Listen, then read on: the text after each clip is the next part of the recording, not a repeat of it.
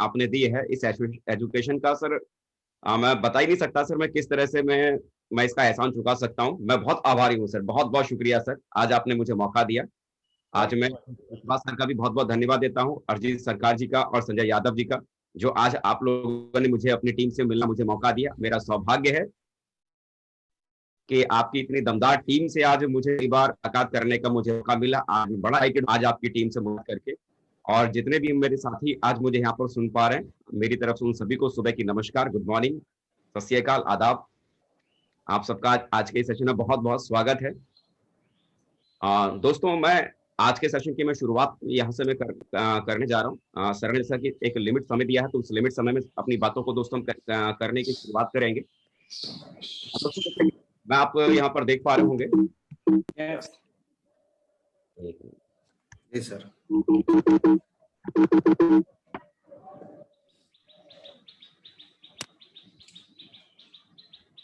मैं दोस्तों एक बार अपने बारे में मैं आपको पहले बता दूं। मेरा नाम अजय पंडित है और बेसिकली दोस्तों मैं बिहार से हूं, और मेरे पिताजी आज से करीब 40 साल पहले आगरा आए थे और तब से यहीं आगरा में रह रहे हैं। मेरी माताजी हैं श्रीमती लक्ष्मी पंडित और मेरे पिताजी श्री चक्रधारी पंडित।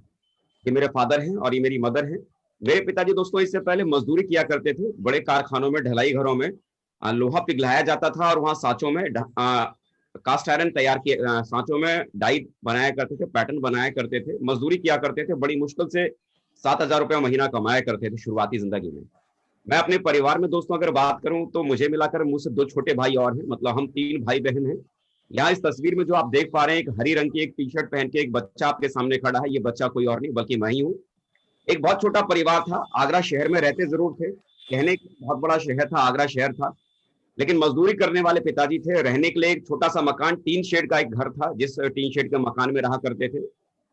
लेकिन छोटा परिवार होने के बावजूद भी, पिताजी मजदूरी करने के बावजूद भी, उनके सपने थे कि उनका बच्चा किसी ना किसी अच्छे स्कूल में पढ़े, और अपने मोहल्ले के सबसे बेहतर स्कूल में उन्होंने पढ़ाया भी। कॉन्वेंट स्कूल में शुरुआत से उन्होंने पढ़ाया।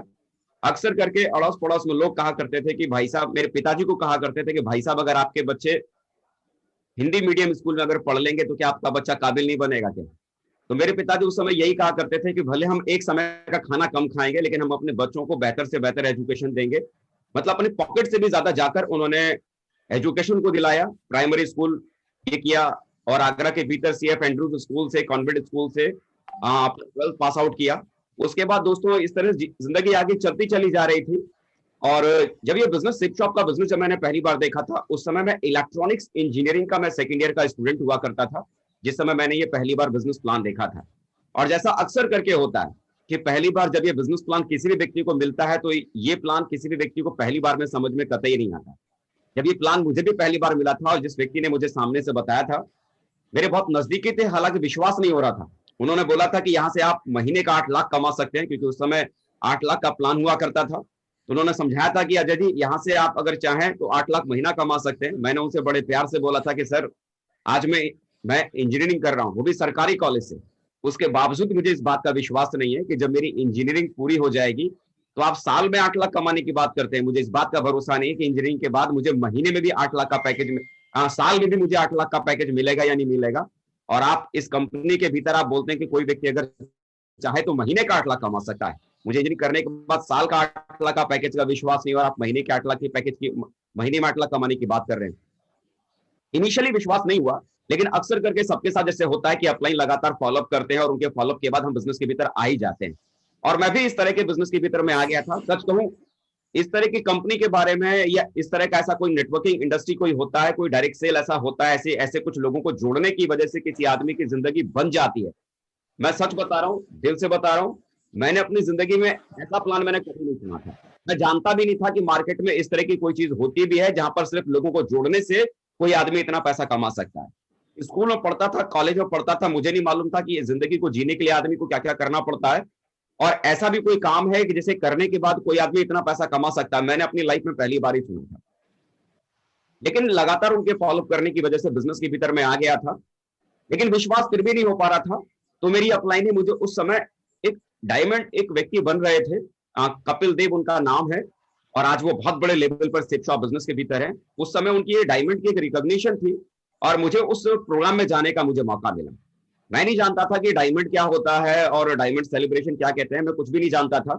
और पहली बार जब मैं उस फंक्शन के भीतर मैं गया और मैंने श्री कपिल देव जी को वहां पर मैंने डायमंड बनते हुए जब मैंने देखा, तो दोस्तों एक चीज मैं वहां पर देख पा रहा था, जब वो अपनी टेस्टिमनी दे रहे थे, वो उनका जो मान सम्मान हुआ, उनका जो वेलकम हुआ, जो डायमंड्स वहां आ रहे थे, मैं नहीं जानता था कि डायमंड क्या थे, लेकिन जिस तरह का उनका मान सम्मान हुआ और जब उन्होंने स्पीच देना शुरू किया और उन्होंने बताया स्टेज के माध्यम से कि मैं ऑटोमोबाइल इंजीनियर हूं और 10 साल नौकरी करने के बाद सेफ शॉप बिजनेस को मैंने शुरुआत की और आज मैं यहाँ पर डायमंड हूँ।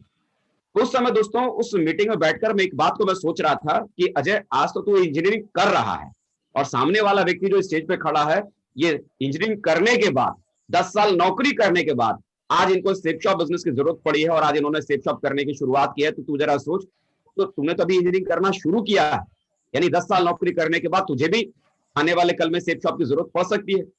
उस समय दोस्तों मुझे एक बात समझ में आई कि जब मेरे ही जैसा एक व्यक्ति जो वो भी इंजीनियरिंग के बैकग्राउंड से है और मैं भी इंजीनियरिंग कर रहा हूं, अगर वो सफल हो सकते हैं तो मैं क्यों सफल नहीं हो सकता। तो उनको उस डायमंड सेलिब्रेशन को देखने के बाद दोस्तों एक विश्वास बना कि यहां से वाकई जिंदगी बदलती है, क्योंकि एक व्यक्ति को जिंदगी बदलते हुए मैंने देखा था। और उसी समय के बाद मेरे अपलाइन ने मुझे बोला कि एक वर्कशॉप दोस्त अजय जी यहाँ पर होती है, इस वर्कशॉप में आपको जाना है। मैं सच बता रहा हूँ कि उस समय वर्कशॉप की जो करीब 5,000 रुपया उसका कंट्रीब्यूशन था दिशा का, और नागपुर में वो दिशा का ये बैच हो रहा था। मैं नहीं जानता था कि दिशा क्या चीज है। उन्होंने मेरी अपलाइन ने मुझसे बोला कि अजय जी आपको वहां पर जाना है, और सच बताऊं कि उस समय 7,000 रुपया मैनेज करना मेरे लिए बहुत बड़ी बात थी, क्योंकि मेरे पिताजी के पूरे महीने की तनख्वाह ही 7,000 रुपया हुआ करती थी। मेरे अपलाइन ने मुझे बोला कि अजय जी वहां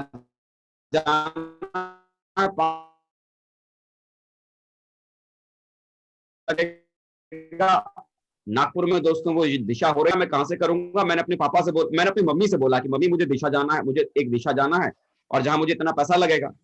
तो उन्होंने बोला ये दिशा क्या चीज होती है। बोला कुछ नहीं, नागपुर में जाना है, घूमना फिरना है और कुछ सीखेंगे। मेरी मम्मी ने बहुत डांटा कि तेरा दिमाग खराब हो गया, पापा यहाँ बड़ी मुश्किल से पैसा कमा के 7,000 महीना लाते हैं, तू कहता है कि पूरे महीने की तनख्वाह उठाकर हम तुझे दे दे, ये घर कैसे चलेगा। सच बता रहा हूँ कि पहली दिशा जो मैंने अटेंड की थी, मैं कई दिनों तक मैंने खाना भी नहीं खाया, क्योंकि मुझे वो दिशा के पैसे चाहिए थे। भाई मैं कमाता नहीं था, मेरे कमाने वाले घर में मेरे पिताजी मुखिया थे, जाहिर सी बात है पैसे का इंतजाम मैं नहीं कर सकता था, और एक बच्चे की जिद के आगे माँ बाप झुक जाते हैं। जब लगातार कई दिन तक मैंने खाना नहीं खाया तो मेरी मम्मी ने अपने कान की बालियां गिरवी रखी थी, और गिरवी रखने के बाद वो पैसे का इंतजाम किया था, तब मैं दिशा के भीतर में गया था। मतलब एक जुनून था इस बिजनेस को करना है। डायमंडशिप देखने के बाद दोस्तों एक जुनून आ गया था कि इस बिजनेस को करना है और हर हाल में डायमंड बनना है। और एक बात समझ में आ रही थी कि अगर इस बिजनेस को अगर गहराई से अगर सीख लिया जाए तो इसमें जिंदगी बदल सकती है। दिशा दोस्तों, मैं अपनी मम्मी की बालियों को गिरवी रखकर मैं दिशा की ट्रेनिंग को अटेंड करने के लिए मैं नागपुर गया था। और नागपुर में जाने के बाद दोस्तों यकीन मानिए, जिस तरह की जिंदगी वहां पर दिशा के भीतर मैंने जो जिया था, मतलब जिस तरह का खाना वहां मैंने खाया, मैंने अपनी लाइफ में इससे पहले इतना बढ़िया खाना नहीं खाया था। वही होली दिवाली पर हमारे घर में कभी पनीर बनता था, पनीर की सब्जी बनती थी, लेकिन वहां जिस तरह से जिंदगी जो मिली, खूब खाया, खूब मस्ती की, मतलब जीवन जीने का एकदम अलग से एक आनंद आया।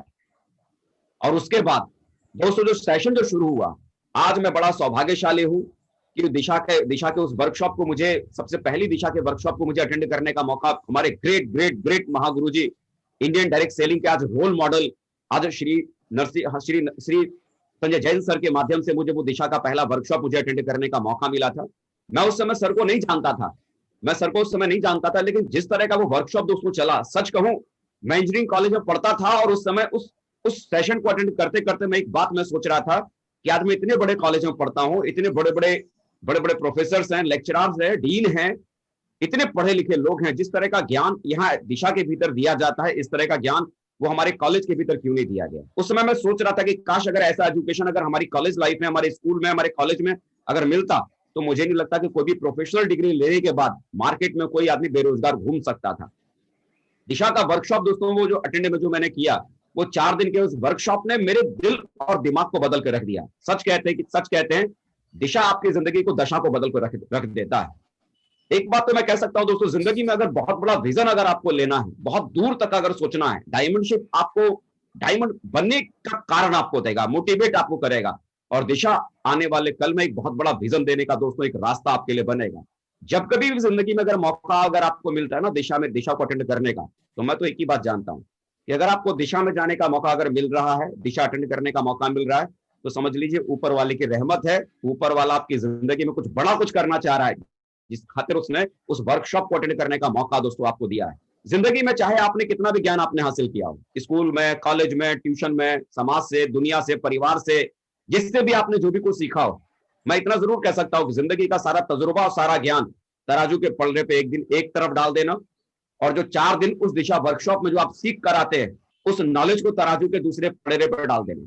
मैं दावे के साथ कह सकता हूं कि वो 4 दिन जो दिशा के भीतर जो सीखते हैं ना, जिंदगी के सारे तजुर्बे पे वो 4 दिन का ज्ञान सबसे ज्यादा भारी पड़ जाएगा। यस, सबसे ज्यादा भारी।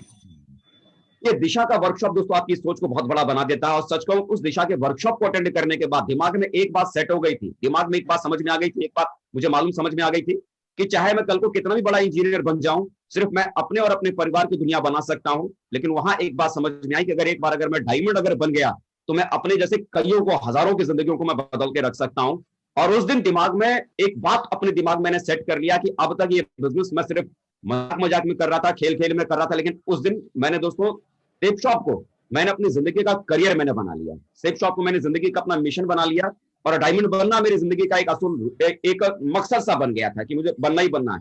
दूसरी बार दोस्तों दिशा अटेंड करने का मौका मिला, और दूसरी बार जिनके माध्यम से वो दिशा वर्कशॉप जो मैंने अटेंड की, वो कोई और नहीं, हम सभी के दिलों पर राज करने वाले, नेटवर्क इंडस्ट्री के किंग आज कह सकते हैं, सबसे बड़े अचीवर आज इंडियन डायरेक्ट सेलिंग इंडस्ट्री के, आज हमारे ग्रेट ग्रेट ग्रेट महागुरु जी माननीय श्री नरसिंह अग्रवाल सर के माध्यम से वो दूसरी दिशा का वर्कशॉप करने का मौका मिला। सच कहूं, वो दूसरी दिशा जब दूसरी दिशा में जब मैं गया था, नागपुरी में जाने का मुझे मौका मिला था, और आज भी मुझे याद है वो 4 बजे, सुबह 4 बजे हमारी ट्रेन नागपुर रेलवे स्टेशन पर रुकी थी, और 4 बजे मैंने अपने ग्रेट महागुरु जी श्री नरसिंह अग्रवाल सर को रेलवे स्टेशन पर मैंने खड़ा देखा था, और उन्होंने रेलवे स्टेशन पर हम लोगों को एक गुलाब के फूल के साथ हमारा स्वागत किया था। मुझे नहीं मालूम था कि सर कौन थे, लेकिन जब उस सेशन को अटेंड करने गया तो मुझे मालूम पड़ा कि उन्हीं के माध्यम से सेशन मिल रहा था। मैं सोचता ही रह गया कि इतने बड़े लेवल पर होने के बावजूद भी हमें रेलवे स्टेशन पर रिसीव करने आ सकते हैं।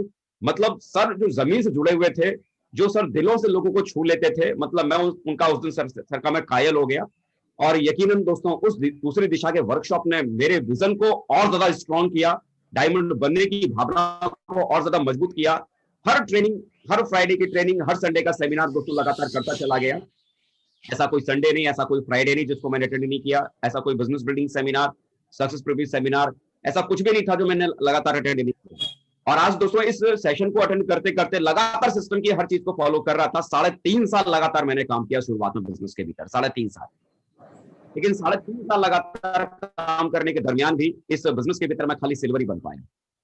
मैं आपको बता पा रहा हूं, मैं खाली सिल्वर बन पाया, सिल्वर की रिकॉग्निशन ले पाया, सिल्वर के बाद करने का मौका मिला। 3.5 साल लगातार कोई व्यक्ति अगर बिजनेस को अगर करता है, और 3.5 साल में अगर वो आदमी अगर खाली सिल्वर ही बन पाता है, तो आप जरा सोचो कि आदमी के दिल और दिमाग पर क्या चल रहा हो। तो समझ नहीं आ रहा था कि मेरे साथ में क्या हो रहा है, क्योंकि यहाँ मैंने सुना था कि लोग 3-4 साल में यहाँ मेहनत करने के बाद लोग डायमंड बन जाते हैं, और मैं 3.5 साल काम करने के बाद मैं सिर्फ सिल्वर ही बन पाया था। मैं समझ नहीं रहा था कि आखिर वो गलती कहाँ हुई, आखिर मैं कहाँ मैं गलत था, क्या कमियां हो रही थी मुझसे, मैं क्या चीज मुझे करना चाहिए था जो मैं नहीं कर पा रहा था। क्योंकि कोई भी आदमी अपनी गलतियों को कभी खोज नहीं पाता। और लगातार दोस्तों 3.5 साल काम करने के बाद सच कहूं इस बिजनेस के भीतर मैं पूरी तरह से फेल हो चुका था, और मैंने तय कर लिया कि हो सकता है कि दूसरे लोग जिन्होंने सेप शॉप बिजनेस को इससे पहले किया था, उनकी किस्मत शायद बहुत अच्छी थी, इस वजह से वो डायमंड बन गए। लगता है मेरी किस्मत उतनी अच्छी नहीं है जिस वजह से मैं डायमंड लगता है बन नहीं सकता। और बिलीव कीजिए 3.5 साल मेहनत करने के बाद, 3.5 साल काम करने के बाद, 3.5 साल सिर्फ सिल्वर बनने के बाद फाइनली इस बिजनेस को मैंने छोड़ देने का फैसला किया, और इस बिजनेस को मैंने छोड़ दिया। छोड़ने के बाद सच को मैं बहुत हताश था, बहुत निराश था, बड़ा परेशान था, समझ में ही नहीं आ रहा था कि जिंदगी में अब क्या किया जाए। क्योंकि जिस बिजनेस के भरोसे में आया था कि यहां से मेरी दुनिया बदल जाएगी, मैं जिंदगी में बहुत आगे निकल जाऊंगा, जैसा मैं सोच के आया था वैसा मेरे साथ हुआ नहीं। क्या कारण था जिसकी वजह से मैं आगे नहीं बढ़ पाया, इसके बारे में आपसे आगे मैं चर्चा करूंगा। जब मैं बहुत ज्यादा परेशान था, हताश निराश था, तो मेरे घर वाले भी बड़े डिप्रेशन में, घर वाले बड़े परेशान थे। उनको भी ऐसा लग रहा था कि कहीं यह लड़का ऐसा ना हो कि कहीं डिप्रेशन में आकर कोई गलत डिसीजन ना ले ले। और इस कारण से उन्होंने 4 जुलाई 2011 को दोस्तों मेरी शादी कर दी। और जब शादी हो गई तो दिमाग में एक बात चलने लगा कि भाई आज शादी हो गई है, आज मैं कुछ करता नहीं हूं, और कल को परिवार बड़ा होगा और जिंदगी में अगर कुछ करने का अगर फैसला अगर नहीं लिया तो फिर जीवन आगे चलेगा कैसे? समझ नहीं आ रहा था क्या करें, क्योंकि सिप शॉप के अलावा इससे पहले जिंदगी में कुछ किया ही नहीं था। कॉलेज में पढ़ता था, कॉलेज से निकलकर अगर दुनिया में पहला रुपया भी अगर मैंने पहले कहीं कमाया तो वो सिप शॉप से ही मैंने पहला रुपया मैंने कमाया था। मैं कुछ भी करना नहीं जानता था, सिप शॉप के अलावा मुझे कुछ भी करना नहीं आता था। मुझे समझ में नहीं आ रहा था क्या करूं, मुझे समझ नहीं आ रहा था क्या करूं, और सिप शॉप के अलावा मुझे कुछ नजर नहीं आ रहा था। और उस समय दोस्तों एक बहुत ही अच्छी बात यह हुई कि जिन्होंने मुझे इस बिजनेस के भीतर ज्वाइन कराया था, जिन्होंने मुझे इस बिजनेस के बारे में बताया था, वो इस बिजनेस के भीतर डायमंड बन गए। मैं एक बात सोच रहा था कि कमाल की बात है कि मैं 3.5 साल काम करने के बाद मैं डायमंड क्यों नहीं बन पाया, और वो उन 3.5-4 सालों में वो डायमंड कैसे बन गई। दरअसल दोस्तों बात क्या थी ना, आज समझ में आता है। उस समय ये बातें समझ में नहीं आती थी, लेकिन आज समझ में आता है। दरअसल क्या था, मेरे अपलाइन हाई स्कूल पास थे, 10th पास थे, और मैं कॉन्वेंट स्कूल में पढ़ता था। शुरुआत से कॉन्वेंट स्कूल में पढ़ता था, अंग्रेजी बोलना जानता था, इंजीनियरिंग करता था। तो दिमाग के ऊपर बहुत सारी डिग्रियों का भूत चढ़ गया था कि भाई मुझ में बहुत ज्यादा नॉलेज है, मुझ में बहुत ज्यादा टैलेंट है।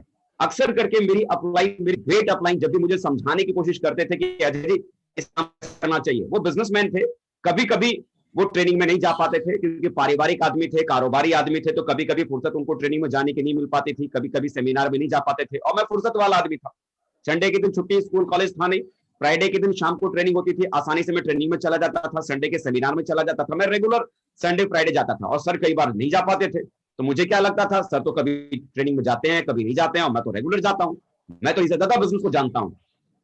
और होता क्या था कि जब भी मेरी ग्रेट अपलाइन मुझे समझाने की कोशिश करते थे कि अजय जी इस काम को ऐसे करना चाहिए, तो सच बता रहा हूं कि मैं अपनी अपलाइन की बात को समझता कम था, उल्टा अपनी अपलाइन को समझाता बहुत ज्यादा था।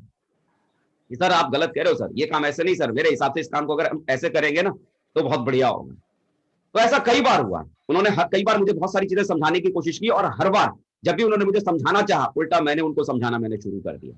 एक बात आप मुझे बताओ, हर बार अगर कोई अपलाइन अगर आपको अगर समझा रहा है कि ये काम ऐसे करना चाहिए, ये काम ऐसा करना चाहिए, और हर बार अगर हम अपने अपलाइन की बात को काट के अपनी तरफ से उन्हें हम समझा रहे हैं कि नहीं नहीं ये काम ऐसे नहीं ऐसे करना चाहिए, तो एक समय के बाद अपलाइन क्या करेगा, तंग आकर आपको छोड़ देगा, क्योंकि मालूम है कि भाई इसे समझना तो है नहीं, समझाना ही है। तो वही दोस्तों मेरे साथ हुआ। लगातार जब भी वो मुझे को समझाते थे, उल्टा मैं उन्हें समझा देता था। सच कहूं कि उस समय अगर मेरी अपलाइन को अगर सबसे ज्यादा डर अगर किसी से लगता था ना, तो शायद वो मैं ही हूँ, क्योंकि मैं उनसे समझता बहुत कम था, समझाता बहुत ज्यादा था। 2-2 घंटे 2.5 घंटे किसी बात को लेकर समझाता रहता था। नतीजा क्या निकला कि समझाते समझाते एक दिन ऐसा आया कि उन्होंने मुझे समझाना ही छोड़ दिया, और वो यही कहने लगे जो आप तेरा मन करता है वो तू कर। और जब कोई भी आदमी अपने मन के हिसाब से करना शुरू करता है तो उसके क्या रिजल्ट आ सकते हैं आप अच्छी तरह से जानते हैं। जो रिजल्ट एक आदमी के साथ अपने मन से करने से आ सकते हैं ना, वो रिजल्ट मेरे पास भी आया। 3.5 साल में सिर्फ और सिर्फ मैं सिल्वर ही बन पाया, 3.5 साल में सिर्फ सिल्वर बन पाया। और उन 3.5 सालों में, उन 3.5-4 सालों में मेरी ग्रेट अपलाइन डायमंड बन गए।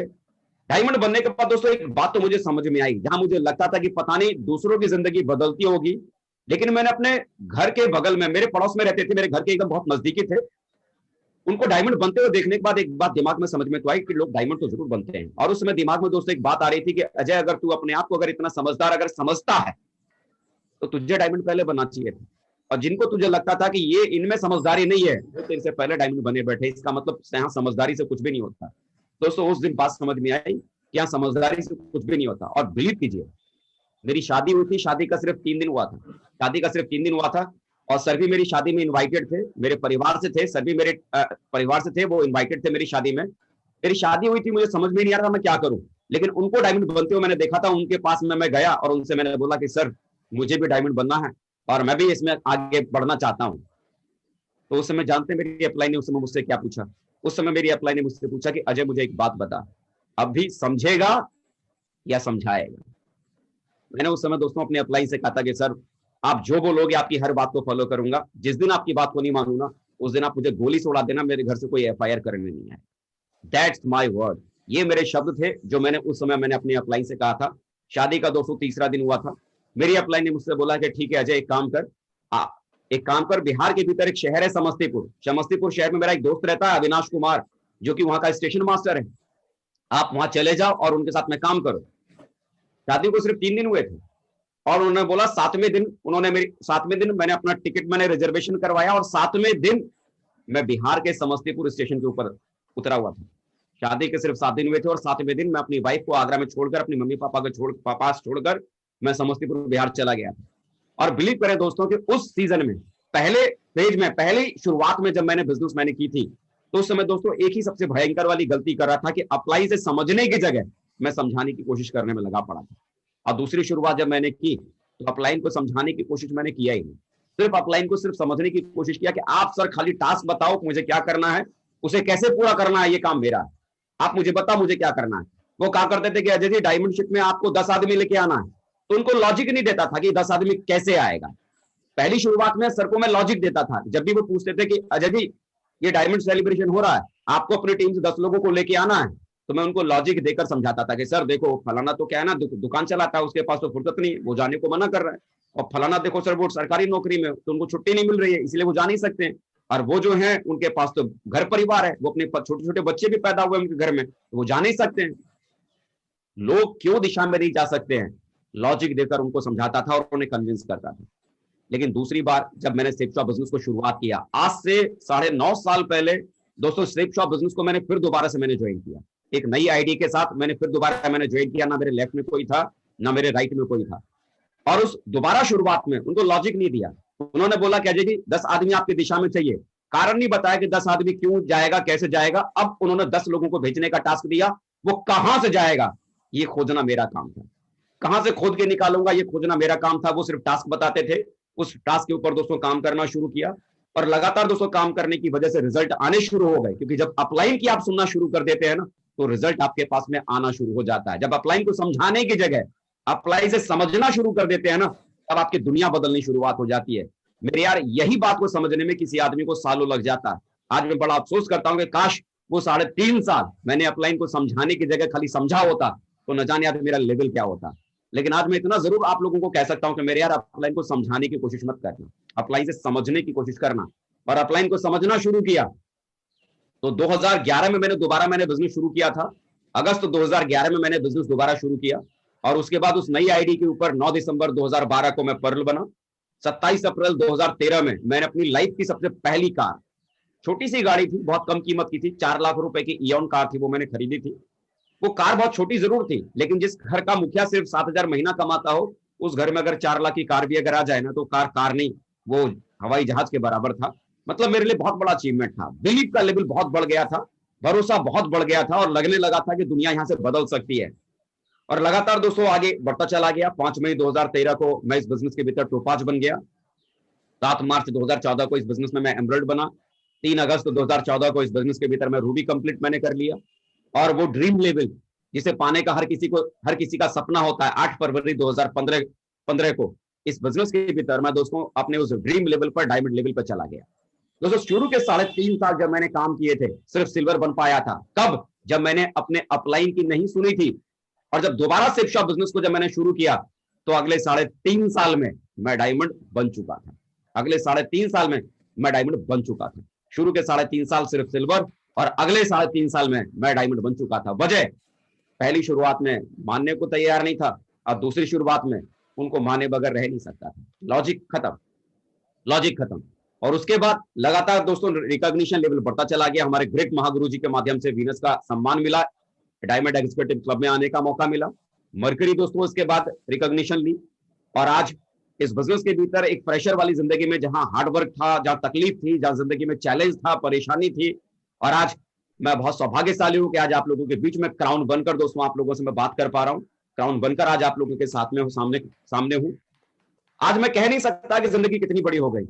जीवन एक ऐसा था कि जब मैं आगरा शहर में रहता था, तो आगरा के भीतर दोस्तों बगल का एक शहर है मथुरा, 50 किलोमीटर की दूरी पर है। अपनी स्कूल लाइफ में कभी सेफ शॉप से पहले मैं आगरा से मथुरा तक भी घूमने कभी अपनी लाइफ में कभी नहीं जा पाया। लेकिन सेफ शॉप बिजनेस ने जिंदगी में इस उम्र में आज ढेर सारे देश आज घुमाए, पूरी दुनिया घूमने का मौका दिया। Singapore, Malaysia, Hong Kong, Macau, Thailand, Finland, Australia, Hungary, ब्रेस्लाविया, Slovakia, Spain, Tehran, Russia, Italy जैसे तमाम देश घूमे। 5 अप्रैल 2020 को स्विट्जरलैंड, पेरिस जाने का वीजा लगा हुआ था, लेकिन लॉकडाउन की वजह से नहीं जा पाया। लेकिन लॉकडाउन खुलने के बाद ये सारे टारगेट कंप्लीट कर चुका हूं। लंदन, ग्रीस, इटली के कर चुका हूं। दोबारा फिर से दुनिया घूमने की शुरुआत हो जाएगी। जो व्यक्ति 50 किलोमीटर दूर मथुरा नहीं घूम पाया, आज वो दुनिया घूम पा रहा है। ये सब कुछ किसकी वजह से? सेफ शॉप की वजह से दुनिया में हो पाया। ना केवल दूसरे देशों को दोस्तों मैंने अकेले ही घूमा, बल्कि अपनी वाइफ के साथ, अपनी पत्नी के साथ दोस्तों अलग अलग ढेर सारी कंट्रियों को मैं घूमा। मैंने जिंदगी में उसको उसको मैंने एंजॉय किया। आज मेरी 2 प्यारी सी बेटियां हैं। आज मैं कह सकता हूं कि अपनी इन बेटियों को मैं वो जिंदगी दे पा रहा हूं जिस जिंदगी के बारे में शायद लोग एक कल्पना करते हैं, शायद लोग सपना देखते हैं।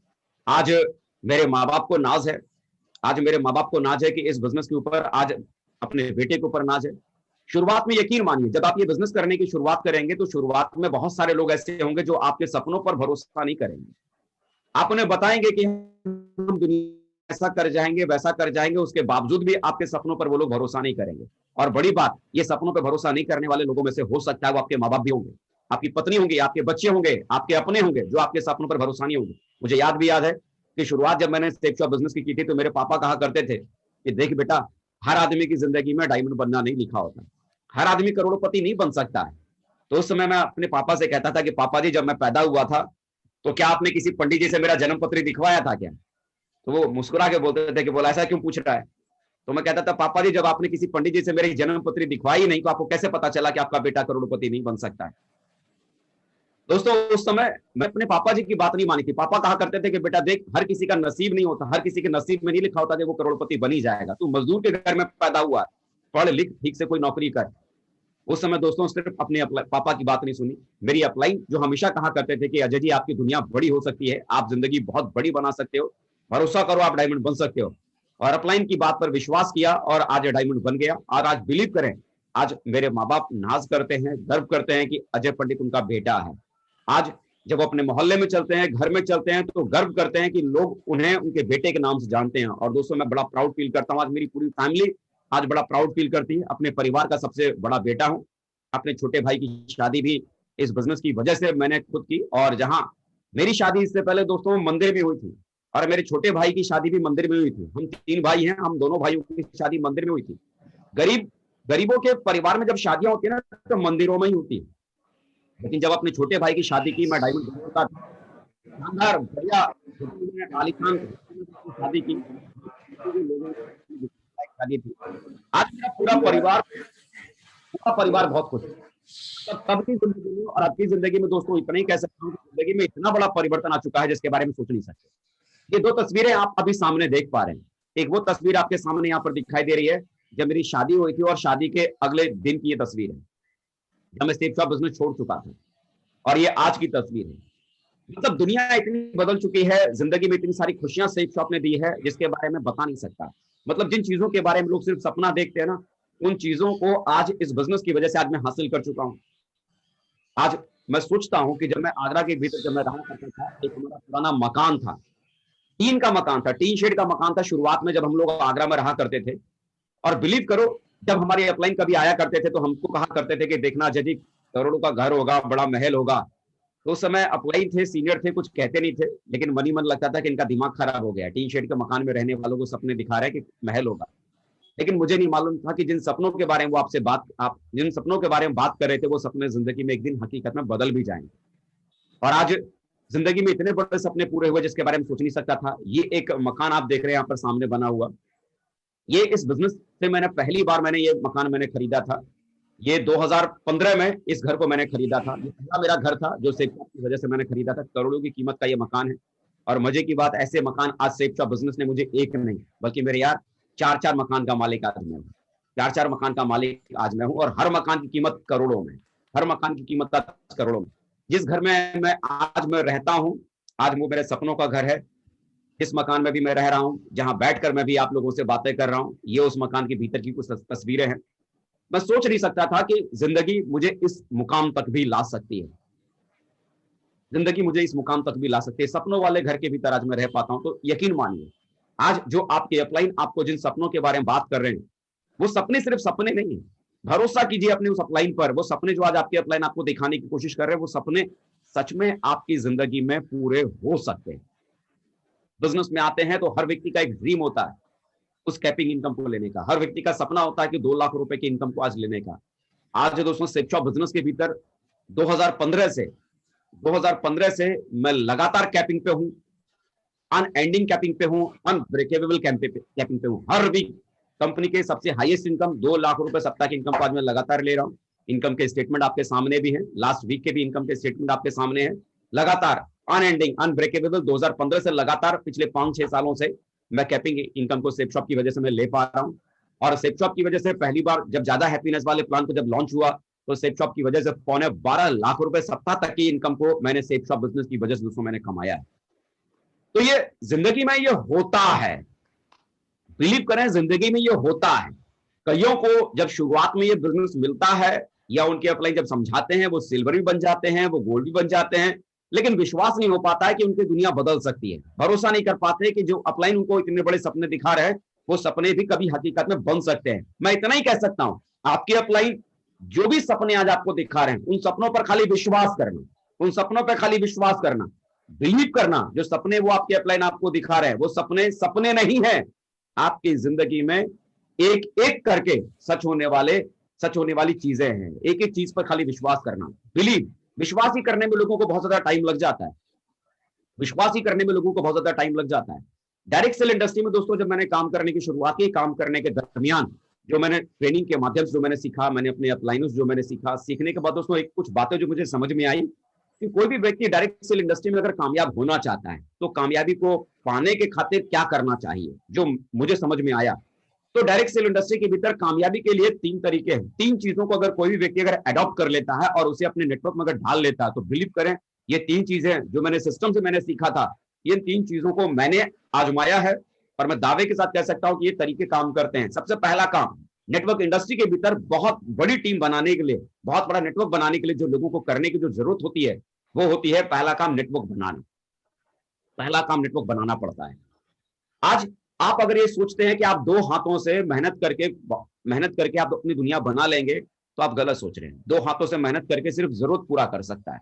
आप अपने बच्चों की जरूरतें पूरी कर सकते हैं, अपने परिवार की जरूरतें पूरी कर सकते हैं, माँ बाप की जरूरतें पूरी कर सकते हैं, सपने नहीं पूरा कर सकते हैं, सिर्फ जरूरतें पूरी की जा सकती है। अगर सपने अगर पूरा करना है तो सबसे पहला काम जो नेटवर्क इंडस्ट्री में जो करने की जरूरत पड़ती है, डायरेक्ट सेल इंडस्ट्री में जो करने की जरूरत पड़ती है, वो पहले नेटवर्क बनाना पड़ता है। अगर आपके पास अगर एक बड़ी अगर टीम है तो उस बड़ी टीम की वजह से आप बड़े सपने को आप पूरा कर सकते हैं। नेटवर्क बनाना ही पड़ेगा क्योंकि आपके पास में काम करने के लिए एक लिमिटेड समय है। कोई भी आदमी दिन भर में 8 घंटे 10 घंटे ही मेहनत कर सकता है और कोई व्यक्ति बड़ा आदमी 8 घंटे 10 घंटे मेहनत करने से नहीं बनता है। जिस व्यक्ति के लिए जितने ज्यादा घंटे काम होंगे वो आदमी उतना ही बड़ा बन सकता है, उतना ही बड़ा आज वो आदमी बनेगा। तो पहला काम जो आपको नेटवर्क इंडस्ट्री में जो करने की जरूरत पड़ती है वो नेटवर्क बनाना पड़ता है, नेटवर्क बनाना पड़ता है। और दूसरा काम जो आपको इस बिजनेस के भीतर जो करने की जरूरत पड़ेगी वो नेटवर्क को टिकाना पड़ता है। कई सारे लोगों के साथ क्या होता है कि वो नेटवर्क बना तो लेते हैं, उनसे कई बार पूछो कि कितने की टीम बन गई तो कहते हैं कि सर 50 की टीम बन गई। बोला 50 की टीम बन गई तो आपकी टीम में कितने लोग काम कर रहे हैं? तो कहते हैं सर खाली 5 काम कर रहे हैं, 6 काम कर रहे हैं। तो इसका मतलब क्या, वो 45 लोग कहां चले गए? तो कहने के लिए आपकी टीम 50 की है, आपका नेटवर्क का साइज 50 जरूर हो सकता है, लेकिन आपकी जो नेटवर्थ है ना, नेटवर्थ, आपकी वैल्यू, आपकी कीमत, आपका जो नेटवर्थ है, नेटवर्क सिर्फ 5 लोगों का है। आप ठोकर बोल जरूर सकते हैं कि सर 50 आदमी की टीम है, लेकिन आपकी टीम में जो पावर है, वैल्यू है, सिर्फ 5 लोगों की है। नेटवर्क आपकी टीम का सिर्फ 5 का है। दोस्तों बिजनेस में नेटवर्क को बनाना और दूसरा सबसे बड़ा जो काम होता है नेटवर्क को टिकाना। अगर आपने टीम अगर बनाई और टीम को अगर आपने टिकाना अगर नहीं सीखा, कैसे वो टीम आपके साथ रुकेगी, कैसे आप उस टीम को आप होल्ड कर पाएंगे? अगर ये कलाकारी अगर आपने अगर नहीं सीखा तो आप बिलीव करें नेटवर्क बनाने के बावजूद भी आपको इस बिजनेस के भीतर कोई भी फायदा आपको नहीं मिल पाएगा। नेटवर्क बनाने के बाद नेटवर्क को टिकाना ये भी बहुत जरूरी वाला काम है कि आप नेटवर्क को रोक पाते हैं कि नहीं रोक पाते हैं। तीसरा जो सबसे जरूरी काम जो नेटवर्क इंडस्ट्री में जो होता है, नेटवर्क से सही डुप्लीकेशन करवाना, नेटवर्क से सही डुप्लीकेशन करवाना। ये नेटवर्क इंडस्ट्री डुप्लीकेशन के ट्रैक पर चलता है, नेटवर्क इंडस्ट्री डुप्लीकेशन के ट्रैक पर चलता है। नेटवर्क इंडस्ट्री में आपका टैलेंट काम नहीं करता, आपकी कितनी बड़ी डिग्रियां हैं, आपका कितने बड़े विभाग में कितने बड़े पद पे हैं, ये भी काम नहीं करता। आपकी नॉलेज क्या है, आपका एक्सपीरियंस क्या है, ये भी काम नहीं करता। नेटवर्क के भीतर सिंपल से एक चीज काम करती है कि कितना बेहतर तरीके से नेटवर्क में आपकी टीम चीजों को डुप्लीकेट कर रही है। जो आप कर रहे हैं, जो सिस्टम कह रहा है, उसको नेटवर्क डुप्लीकेट आसानी से कर पा रहा है या नहीं कर पा रहा है। अगर आपने अपने काम करने के तरीके को बहुत मुश्किल बना रखा है, बड़ा पेचीदा बना रखा है, जिसे आपकी टीम बहुत मुश्किल से डुप्लीकेट कर पा रही है, तो इसका मतलब आपका नेटवर्क बहुत पावरफुल नहीं होगा। चीजों को इतना आसान बनाना पड़ेगा जिसे आपकी टीम बहुत आसानी से डुप्लीकेट कर सके, आसानी से उसे कॉपी कर सके। आप जो कर रहे हैं वो आपकी टीम करना चाहिए। और आप अगर अपनी टीम में ये डुप्लीकेशन के प्रोसेस को अगर आप इजी तरीके से अगर आप फ्लो कराने में कामयाब अगर हो गए, तो बिलीव करो नेटवर्क इंडस्ट्री में बहुत बड़े किंग बन सकते हैं। अब बात आती है कि नेटवर्क बनाने के लिए क्या करना पड़ता है। नेटवर्क बनाने के लिए क्या करना पड़ता है, तो नेटवर्क बनाने के लिए दोस्तों 4 तरीके हैं। कोई नई बात आपको नहीं बताऊंगा आज मैं, कोई नई बात नहीं बताऊंगा, ऐसी कोई बात नहीं बताऊंगा कि जो आपने किसी भी ट्रेनिंग में आपने नहीं सुना होगा, किसी मीटिंग में नहीं सुना होगा। मैं इतना ही जानता हूं कि नई बातों से दुनिया नहीं बदलती है। जो चीजें आपने इससे पहले सुनी हुई होंगी, बस उन चीजों को मैं खाली आपको याद दिलाने की कोशिश कर रहा हूं कि जिन चीजों को करने से सच में बनता है, इन चीजों को मैंने किया है, इन चीजों को हम जैसे ढेर सारे लोगों ने किया है जो आज की तारीख में डायमंड हैं। और ये चीजें अगर आप करना शुरू करते हैं तो ये चीजें आपके साथ भी होना शुरू होती है। नेटवर्क बनाने के 4 तरीके हैं। पहला नेटवर्क बनता कैसे है? जो भी व्यक्ति आपकी टीम में जुड़ता है, जुड़ने के 24 से 48 घंटे के भीतर उसका FIM जरूर कीजिए। FIM का मतलब फर्स्ट इंफॉर्मेशन मीटिंग। क्योंकि पहली मुलाकात में अगर आपने शुरुआत में जो व्यक्ति आपकी टीम में जुड़ रहा है, अगर शुरुआत में मान लो कोई बीज है, अगर उस बीज को अगर आपने बराबर सही तरीके से अगर केयर अगर नहीं किया, तो बीज को नष्ट होने में टाइम नहीं लगेगा। तो जो नया व्यक्ति आपकी टीम में जुड़ा हुआ है, आपको पता नहीं कि उस बीज के भीतर कितना बड़ा पेड़ छुपा हुआ है, उस बीज के भीतर कितने सारे फल छुपे हुए हैं, कितने सारे फूल छुपे हुए हैं।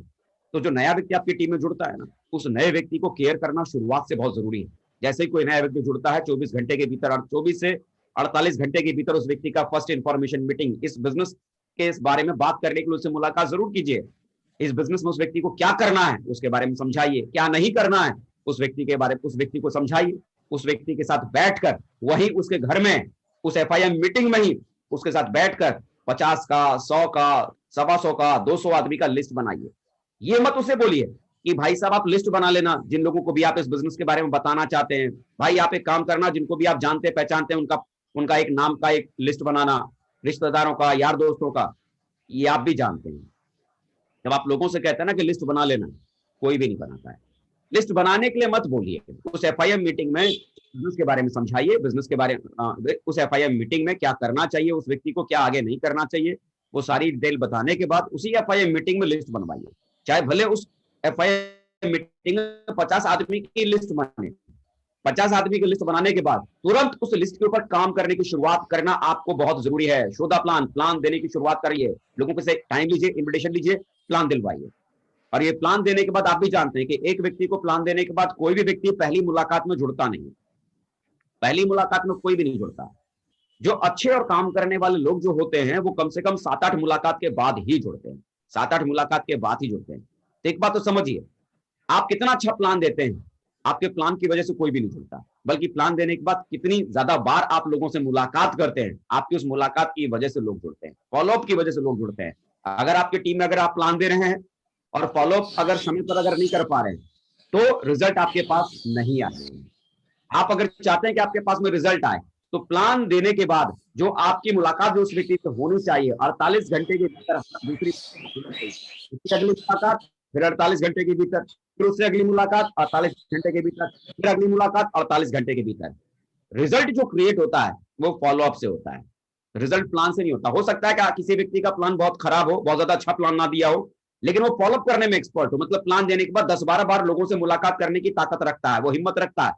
तो जो आदमी बहुत अच्छा प्लान देना जानता है लेकिन एक ही बार प्लान देता है, दोबारा मिलने के लिए नहीं जाता, उसके पास में रिजल्ट गिनती के होंगे, गिनती के।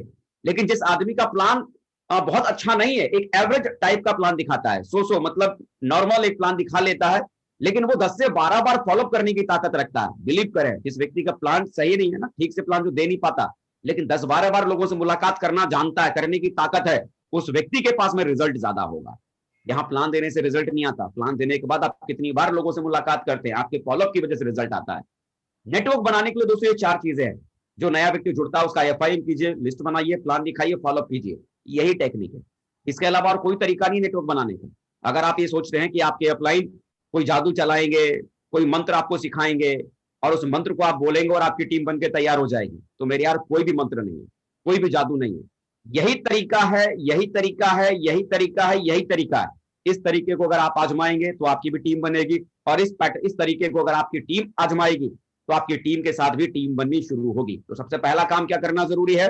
टीम बनाइए, और टीम बनाने के लिए क्या करना पड़ेगा? डेली प्लान दिखाइए, डेली प्लान दिखाइए, टारगेट बना के चलिए।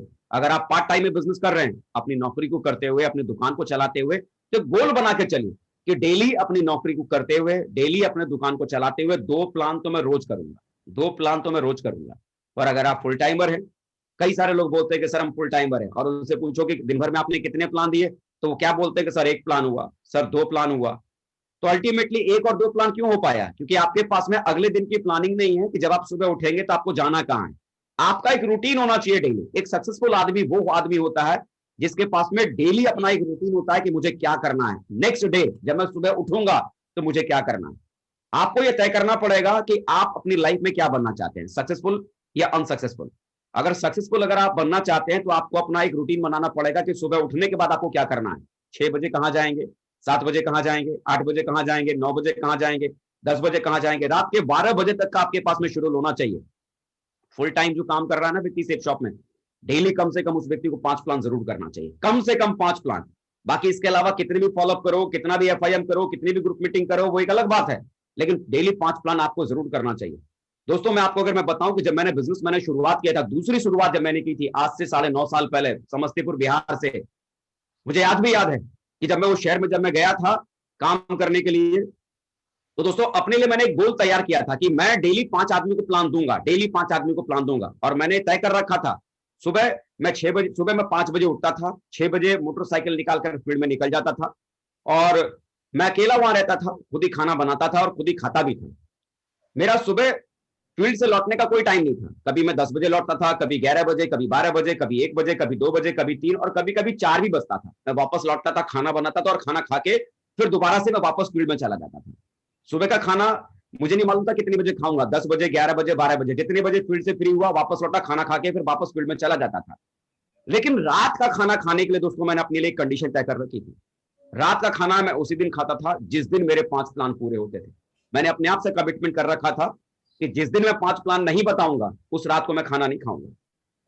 और ये सिर्फ मैं कहने के लिए आज नहीं बता रहा हूं, मेरे ढेर सारे ऐसे साथी हैं जिन्होंने शुरुआत में मेरे साथ काम किया है, और वो जानते हैं कि जिस रात में 5 प्लान नहीं बता पाता था उस रात को मैं खाना नहीं खाता था। और जब रात को 11 बजता था, 11:30 बजता था, और अब जरा सोचो कोई व्यक्ति दिन भर भागा है, मार्केट में घूमा है, थका होगा, पसीना आया होगा, पेट भी दर्द कर रहा होगा भूख की वजह से। अब आप मुझे बताओ, मैं अकेला ही उस कमरे में रह रहा हूं, अकेला ही उस कमरे में हूं, खुद ही खाना बनाना है और खाना भी है। चुपचाप अगर बना के अगर मैं खा भी लूं तो कौन क्या कहने वाला है? कोई भी कुछ भी कहने वाला नहीं है ना। लेकिन उसके बावजूद मेरा कमिटमेंट क्या है कि खाना नहीं खाना है। और रात को 11:30 बजे, 12 बजे मैं अपनी टीम के लोगों को फोन करता था और उनको फोन करके पूछता था कि और अविनाश जी क्या हाल है? अविनाश जी कहते थे सर बहुत बढ़िया हाल है। बोला अविनाश जी कल का क्या प्रोग्राम है, कल किसके पास चलना है प्लान देने के लिए? तो वो कहते थे कि सर अभी तो कोई सोचा नहीं है, अभी कल सर देखते हैं किसके पास चलना है। तो मैं उस समय अविनाश जी से कहता था कि अविनाश जी ऐसे काम नहीं चलेगा।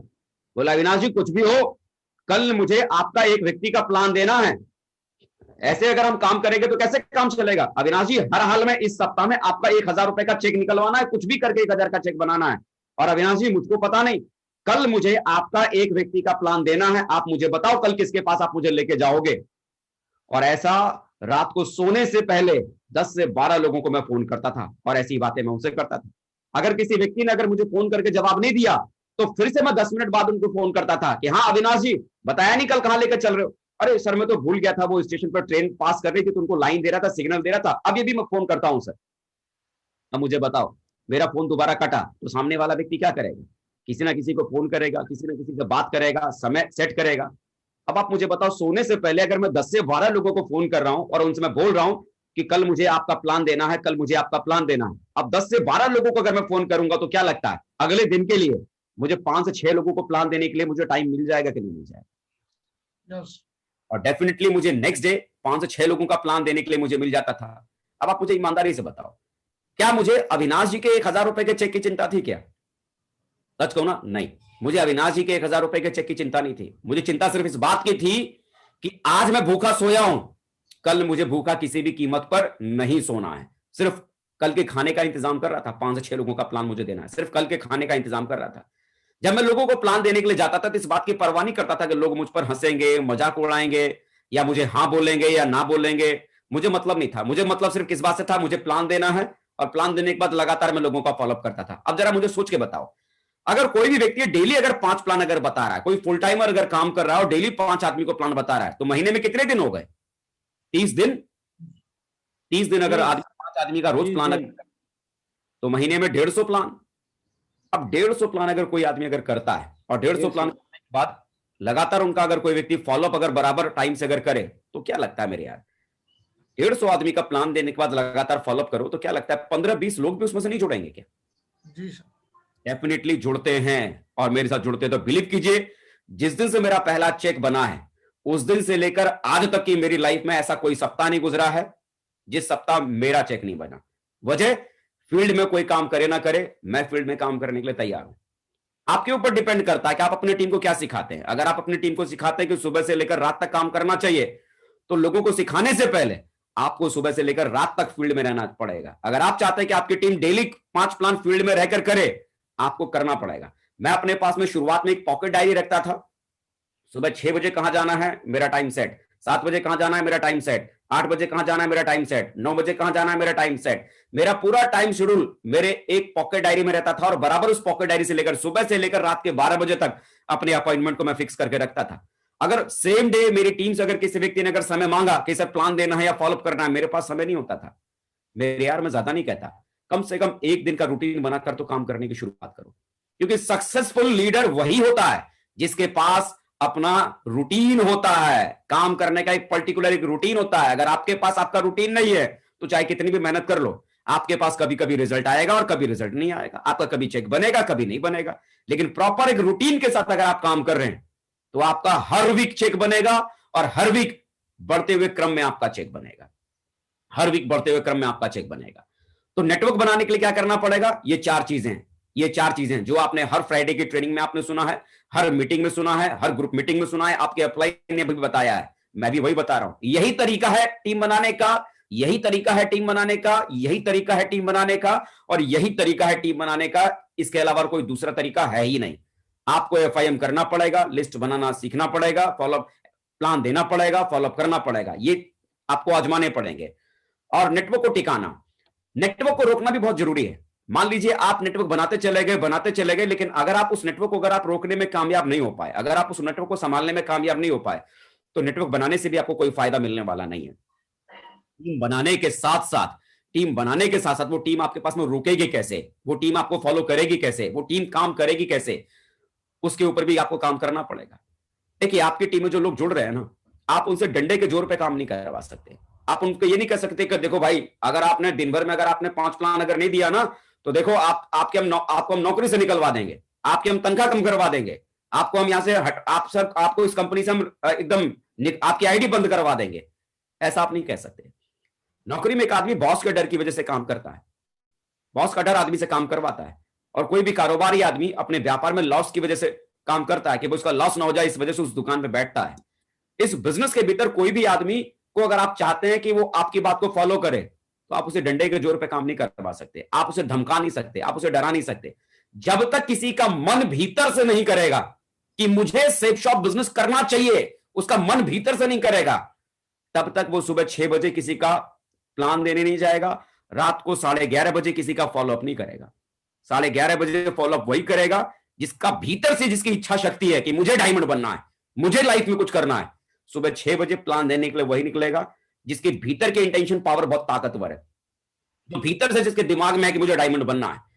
और आपको क्या लगता है सिर्फ आपके समझाने से सामने वाले व्यक्ति को सब कुछ समझ में आ जाएगा? नहीं नहीं। नेटवर्क को अगर आप टिकाना चाहते हैं ना, आप चाहते हैं ना कि आपकी टीम में जो लोग जुड़ रहे हैं वो आपकी टीम में जिंदा रहें, आपकी टीम में सर्वाइव करें और बहुत बड़ा काम वो करके दिखाएं। इसके लिए जरूरी क्या है? आप अपनी ताकत का इस्तेमाल मत कीजिए, खुद से लोगों को समझाने की कोशिश मत कीजिए। मेरे साथ में मेरे साथी थे जब मैं बिहार काम करने गया था, अविनाश कुमार स्टेशन मास्टर थे, अच्छी आमदनी थी, समाज में भी अच्छा रुतबा था। अब आप मुझे बताइए, मैं जब उनके पास पहली बार काम करने के लिए गया तो मेरी उम्र उनके बच्चों की उम्र के बराबर थी, उम्र में भी बहुत छोटा था। जो समाज में अगर बात करो तो लोग समाज में उनको उनके नाम से जानते थे और समाज में लोग मुझे मेरे पिताजी के नाम से जानते थे। मतलब मेरी पहचान तो खुद की भी नहीं थी, मेरे पिताजी के नाम की वजह से लोग मुझे जानते थे कि फलाने सिंह का बेटा है। मुझे लोग मेरे नाम से भी नहीं जानते थे। भाई अच्छी आमदनी थी, स्टेशन मास्टर थे, नौकरी अच्छी थी और मैं कुछ भी नहीं कमाता था, बेरोजगार। तो आप मुझे बताओ, फाइनेंशियल स्टेटस मेरा जीरो, सोशल स्टेटस मेरा जीरो, और लाइफ का कोई एक्सपीरियंस नहीं, और वो फुली एक्सपीरियंस वाले आदमी। तो मैं उस व्यक्ति से क्या बात करके मैं उनको प्रभावित करता, क्या कह के उनको कहता कि आप बिजनेस करो, बहुत बड़ा धंधा है, वो मेरी बात क्यों फॉलो करें? अगर आप लोगों को खुद से प्रभावित करने की कोशिश कर रहे हैं ना, तो आप फेल हो जाएंगे। आपको करना क्या पड़ेगा? आपको सिस्टम की ताकत का यहां फायदा लेना पड़ेगा, सिस्टम की ताकत का यहां पर फायदा लेना पड़ेगा। जो लोग आपकी टीम में जुड़ रहे हैं, जो लोग आपकी टीम में जुड़ रहे हैं, अगर आप चाहते हैं कि आपकी टीम नेटवर्क में रुके, आपकी टीम टिके, तो आप अपनी ताकत का यूज मत कीजिए, अपने टैलेंट का जोर मत लगाइए। जो आपकी टीम में जुड़ रहे हैं ना, उन्हें फ्राइडे की ट्रेनिंग से उनको जोड़ने की कोशिश कीजिए, उन्हें संडे के सेमिनार से उनको जोड़ने की कोशिश कीजिए, उन्हें ग्रुप मीटिंग में बिठाइए, उन्हें कोर ट्रेनिंग में बिठाइए, उन्हें लीडर्स मीटिंग में बिठाइए, उन्हें सक्सेस प्रीव्यू सेमिनार में बिठाइए, उन्हें बिजनेस बिल्डिंग सेमिनार में बिठाइए, उन्हें डायमंड सेलिब्रेशन को अटेंड कराइए, उन्हें दिशा के वर्कशॉप को अटेंड कराइए। इन सब एक्टिविटियों से उनको गुजारिए, इन सब एक्टिविटियों में उनको अटैच कीजिए। जितना ज्यादा लोग आपकी इन एक्टिविटियों में लगातार कंसिस्टेंसी के साथ लगातार इसमें बने रहेंगे, वही लोग आपकी टीम में जिंदा रहेंगे। आज भी अगर आप अपनी टीम में अगर देखते हैं, जैसे अगर आप कहते हैं कि सर मेरी 50 आदमी की टीम में 5 लोग काम कर रहे हैं, गौर कीजिए ये 5 लोग कौन है? ये वही 5 लोग हैं जो हर संडे के दिन सेमिनार में आपको मिलते होंगे, हर शुक्रवार के दिन ट्रेनिंग में मिलते होंगे। जब भी आप ग्रुप मीटिंग करते हैं, कोई आए चाहे नहीं आए, यही 5 लोग आपको उस ग्रुप मीटिंग में मिलते होंगे। जब भी कोई लीडर मीटिंग करते हैं, वहां पर आपको ये मिलते हैं। जब भी कोई आपके शहर में फंक्शन प्रोग्राम होता है, वो आपको वहां पर दिखते हैं। जब भी आप दिशा की बात करते हैं, तो वहां पर आपको दिखते हैं। ये वही 5 लोग हैं, और बिलीव कीजिए यही 5 लोग डायमंड बनेंगे। वो 45 लोग क्यों नहीं बन पाए? क्योंकि आप उन्हें वहां तक ले जाने में कामयाब नहीं हो पाए। आप अगर चाहते हैं ना कि आपकी टीम सर्वाइव करे, आपकी टीम रुके और बड़ा काम करे, तो अपनी ताकत का इस्तेमाल करने की जगह उन्हें सिस्टम की ताकत का इस्तेमाल करना सिखाइए। अविनाश कुमार जी जब मेरे साथ शुरुआत में जब मैं काम कर रहा था, तो उनको मैंने क्या किया, उन्हें मैंने डायमंड सेलिब्रेशन में अटेंड कराया। डायमंडशिप उन्होंने देखी, उनका विजन बड़ा हुआ कि भाई यहां तो जिंदगी बहुत बड़ी होती है, डायमंड तो बहुत बड़ा आदमी होता है, इतना मान सम्मान आदमी को मिलता है, इतनी बड़ी दुनिया आदमी की होती है। बोला हाँ। उन्हें मैंने दिशा वर्कशॉप में अटेंड कराया। जब वो दिशा वर्कशॉप अटेंड उन्होंने किया, डायमंड सेलिब्रेशन उन्होंने अटेंड किया, तो एक बात बताओ, आदमी जब डायमंड सेलिब्रेशन अटेंड करता है तो आदमी मोटिवेट हो जाता है, आदमी को कारण मिल जाता है कि मुझे जिंदगी में कुछ करना है, डायमंड बनना है। और जब आदमी दिशा अटेंड करता है, तो बहुत बड़ा आदमी को विजन मिलता है कि आने वाले कल में यहां से कितनी बड़ी दुनिया बन जाती है। और जब ये सब चीज उनको मिली, डायमंडशिप देखा, मोटिवेट हुए, दिशा अटेंड किया, लाइफ में कुछ बड़ा करने का विजन मिला, अब आप मुझे बताओ, वो डायमंड बनना चाहते हैं, आगे बढ़ना चाहते हैं, डायमंडशिप देखा है उन्होंने, दिशा देखा है, अब वो डायमंड बनने के लिए तैयार है कि मुझे डायमंड बनना है। अब समस्तीपुर शहर में उन्हें डायमंड कौन बना सकता है? मैं, क्योंकि वहां ये बिजनेस करना सिर्फ मैं ही जानता हूं। वो व्यक्ति जिनके सामने मैं उनके बच्चे की उम्र का था, वो व्यक्ति जो मेरी बात को फॉलो करने के लिए तैयार नहीं थे, लेकिन सिस्टम में जब मैंने उनको सिस्टम की एक्टिविटी में मैंने शामिल किया, तो उनके दिमाग में क्या आया कि मुझे डायमंड बनना है। सामने वाला व्यक्ति डायमंड बनने के लिए तैयार हो गया कि मुझे डायमंड बनना है, लेकिन डायमंड कौन बना सकता है? तो शहर में सिर्फ एक ही व्यक्ति है, मैं। अब वो व्यक्ति मुझे फॉलो करेंगे ना, मेरी बात को मानेंगे ना। मेरी उम्र छोटी है, उसके बावजूद वो डायमंड बनना चाहते हैं, तो मेरी बात को फॉलो करेंगे। आप भी अगर चाहते हैं कि आपकी टीम में लोग आपको फॉलो करें, लोग आपकी बात को माने, तो जरूरी क्या है? सबसे पहले उन्हें डायमंड बनना चाहते हैं, वो चाहत को ताकतवर बनाइए। और डायमंड बनने की चाहत उनकी ताकतवर कब बनेगी? जब सिस्टम की हर एक्टिविटी में आप उनको शामिल करके रखेंगे। सिस्टम की एक्टिविटी में जितने ज्यादा लोग आपके शामिल रहेंगे, उतना उनके भीतर की ताकत उनसे कहेगी कि हाँ मुझे डायमंड बनना है, मैं डायमंड बन सकता हूं। और जब भीतर की आवाज उनसे कहेगी कि मैं डायमंड बन सकता हूं, तो बिलीव कीजिए डायमंड बनाने के लिए तो उस समय आप ही उनके पास में होंगे। आप जो कहेंगे, आपकी हर बात को फॉलो करेंगे। लेकिन आप घर बैठ के उनको समझाने की कोशिश करेंगे, मालूम पड़ा डायमंड सेलिब्रेशन हो रहा है, आप डायमंड सेलिब्रेशन में लोगों को ले जाने की जगह आप घर बैठ के उनको समझा रहे हो कि देखो डायमंड आप कैसे बनोगे। दिशा का वर्कशॉप चल रहा है, आप दिशा में लोगों को ले जाने की जगह आप घर बैठ के समझा रहे हो देखो डायमंड आप कैसे बनोगे। आपके शहर में फंक्शन हो रहा है, आप फंक्शन में लोगों को बिठाने की जगह आप उन्हें घर बैठ के खुद समझाने की कोशिश कर रहे हो कि आप डायमंड कैसे बनेंगे। वो कभी नहीं समझेगा। अगर आपके समझने से अगर वो व्यक्ति समझ जाता ना, तो फिर तो वो व्यक्ति आपको फॉलो करता है। आपके समझने से नहीं समझेगा। हर व्यक्ति को थर्ड पार्टी चाहिए होता है, और सिस्टम की जो एक्टिविटियां हैं ये थर्ड पार्टी का काम करती हैं। आपको नहीं मालूम वो किस फंक्शन में आएगा, किस मीटिंग को अटेंड करेगा, किस व्यक्ति को देखने के बाद वो किसको देखकर प्रभावित हो जाएगा और वो ये बिजनेस को करने का बहुत बड़ा डिसीजन ले लेगा। आपको नहीं पता। थर्ड पार्टी की जरूरत पड़ती है। तो थर्ड पार्टी करने के लिए सिस्टम की इन सारी एक्टिविटियों में अपने लोगों को शामिल करके रखिए। नेटवर्क अगर बनाने के बाद अगर नेटवर्क अगर टिकाना है, तो सिस्टम की एक्टिविटी में जितनी ज्यादा टीम को आप इन्वॉल्व करके रखेंगे, उतनी ज्यादा टीम आपकी सरवाइव करेगी, उतनी ज्यादा टीम आपकी रुकेगी। तो नेटवर्क को रोकना बहुत जरूरी है। और तीसरा जो काम करना जरूरी होता है, नेटवर्क से सही डुप्लीकेशन करना। यहां देखिए, यहां क्या लिखा हुआ है, नेटवर्क से सही डुप्लीकेशन करवाना। सिर्फ डुप्लीकेशन करवाना नहीं, दो तरह के डुप्लीकेशन होते हैं, एक होता है राइट डुप्लीकेशन और दूसरा होता है रॉन्ग डुप्लीकेशन। आपको यह तय करना पड़ेगा, क्योंकि अगर आप लोगों को सही चीज नहीं बताएंगे कि क्या करना चाहिए और क्या नहीं करना चाहिए, अगर आपने लोगों को अगर नहीं बताया कि क्या करना चाहिए, तो लोग क्या करना शुरू कर देंगे, गलत करना शुरू कर देंगे। अगर आप चाहते हैं कि आपकी टीम हर चीज सही करे, तो उससे पहले क्या करना पड़ेगा, आपको हर चीज को सही करना पड़ेगा। अगर आप गलती से गलत करेंगे ना, तो आपकी टीम जाने अनजाने में आपको फॉलो कर रही है, आप गलतियां करते चले जाएंगे और आपकी टीम धीरे धीरे धीरे धीरे आपको कॉपी करना शुरू कर देगी, आपको कॉपी करना शुरू कर देगी। और आप क्या चाहते हैं कि आपकी टीम क्या करे, आपको कॉपी करे? तो आपको जाने अनजाने में भी गलती करने से बचना पड़ेगा। वो चीजें कीजिए जो आप चाहते हैं कि आपकी टीम करे, जो आप कहेंगे वही करेंगे, तो लोग तेजी से आपकी बात को डुप्लीकेट करेंगे। आपके द्वारा सिर्फ कहा जाए और उसे किया ना जाए, तो लोग उसे डुप्लीकेट नहीं करते हैं, बल आपके द्वारा जो गतिविधि की जाती है उसे देखकर लोग सीखते हैं, उन गतिविधियों के बारे में सुनकर नहीं सीखते हैं। तो आप चाहते हैं ना कि आपकी टीम सुबह 6 बजे फील्ड में निकले प्लान देने के लिए, तो आपको पहले क्या करना पड़ेगा, सुबह 6 बजे खुद फील्ड में निकलकर लोगों को प्लान दिखाना पड़ेगा। आप चाहते हैं ना कि रात को 11 बजे भी आपकी टीम फॉलोअप करे, तो आपको रात को 11 बजे फॉलोअप करना होगा। जिस व्यक्ति के साथ सुबह 6 बजे प्लान दे रहे हैं ना, लोग क्या बोलेगा, अरे सुबह 6 बजे कौन सा प्लान सुनने के लिए मिलता है। जिस व्यक्ति के साथ आप प्लान दे रहे हैं ना सुबह 6 बजे, जिस व्यक्ति के गेस्ट को प्लान दे रहे हैं, कोई सीखे ना सीखे, जिसके साथ में आप सुबह 6 बजे प्लान दे रहे हैं, वो जरूर सीख जाएगा सुबह 6 बजे भी प्लान होता है, क्योंकि आप उसे सिखा रहे हैं खुद करके। जो कहता है ना कि रात को 11 बजे कोई फॉलोअप में नहीं मिलता है, रात को 11 बजे जिस व्यक्ति के गेस्ट का फॉलोअप करने आप जाएंगे ना, कोई सीखे ना सीखे, जिस व्यक्ति के साथ रात को 11 बजे फॉलोअप करने आप गए हैं ना, वो आपके साथ आपको 11 बजे फॉलोअप करते हुए देखकर सीखेगा कि रात के 11 बजे भी फॉलोअप होता है। आप जो चाहते हैं ना, वो आपको करके दिखाना पड़ेगा। आप चाहते हैं कि आपकी टीम बराबर लोगों को प्लान दे, बराबर लोगों का फॉलोअप करे, तो वो सारी की सारी चीजों को आपको फॉलो करना होगा, वरना जाने अनजाने में आपकी टीम वो फॉलो करेगी जो आप नहीं चाहते, जो आप नहीं चाहते। वो कीजिए जो आपकी टीम चाहती है। अगर गलती से भी अगर आपने गलती की, तो गलतियां होनी शुरू हो जाएंगी। क्या होता है कि जैसे देखिए, घर के भीतर एक कोई भी बाप, चाहे वो कितना भी बड़ा दारूबाज हो, दारू पीता हो, सिगरेट पीता हो, कितना भी बड़ा ड्रिंकर हो, क्या वो आदमी कभी भी चाहता है कि उसका बच्चा दारू पिए या उसका बच्चा सिगरेट पिए? नो। बड़ा दारू पीने वाला कभी नहीं चाहता कि उसका बच्चा उसके जैसा बने, वो दारू पिए।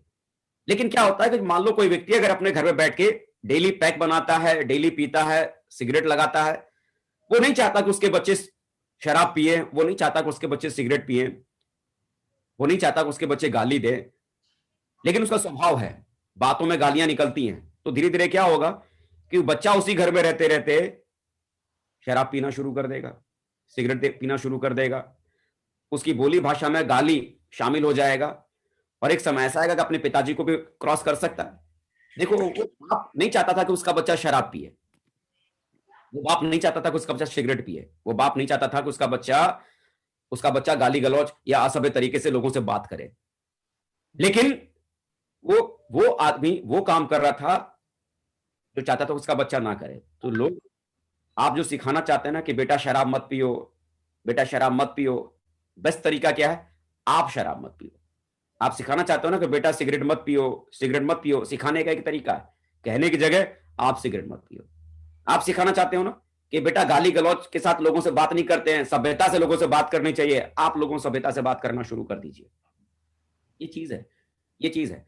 आप जो चाहते हैं कि आपकी टीम में फॉलो हो, जाने अनजाने में भी गलत चीजें डुप्लीकेट ना हो, रॉन्ग डुप्लीकेशन आपकी टीम के भीतर ना हो, गलती से भी गलती करने से बचें, क्योंकि आपको खुद को नहीं पता कि आपकी टीम में कौन आदमी आपकी हर एक एक्टिविटी को फॉलो कर रहा है। आपने अगर गलती भी की ना, तो गलती से लोग उस चीज को कॉपी कर लेंगे और वो चीज आपकी टीम में डुप्लीकेट हो जाएगी।